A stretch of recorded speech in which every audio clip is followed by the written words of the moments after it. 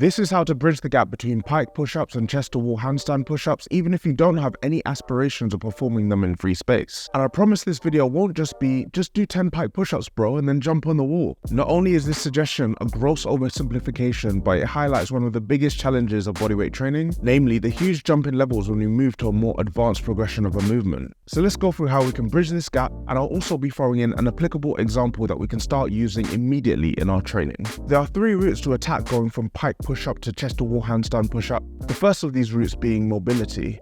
Having more mobility in shoulder flexion, so getting our arms up overhead, will make every single one of our handstand exercises far easier. I really cannot stress this further.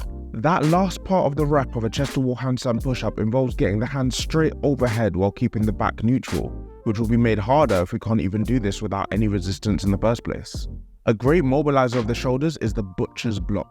Now, the amount of times that I've said that on this channel, you might start thinking that I'm on commission to get people to start doing this exercise, but no, it's just that good and effective. I'd also argue that any exercise that externally rotates the shoulder will be of value here. A balanced joint is a stronger joint, and most of us could really do with less internally rotated shoulders. Okay, so while we're building up our shoulder mobility, how do we get strong enough to do this?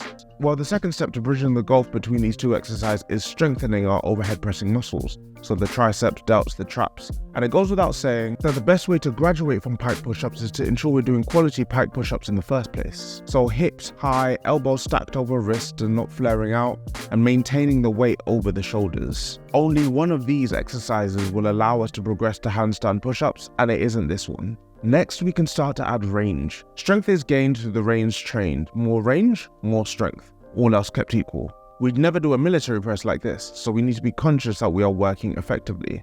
Then we have a drill that can really help with that dreaded bottom position. With most of our body weight over us, pushing out from this bottom position is a real challenge. The one leg pike not only gets more of our weight over our shoulders, but also encourages us to spend more time in that bottom position as well. The natural progression of this part of the hypertrophy step is the advanced pike push-up, where again we can load up more on the shoulders. And the third route of attack from going from pike push-up to handstand push-up involves developing specific strength, and for this we'll use a classic of strength training, negatives. We're up to 30% stronger in the eccentric of a movement, and we want to use that to our advantage. Slow negatives, or even slow weighted negatives, allow us to build strength to do the handstand push-up proper. And if we are still struggling with that bottom position when it comes to the chest-to-wall handstand push-up, isometrics are the cherry on the cake to cement being able to push out of every rep.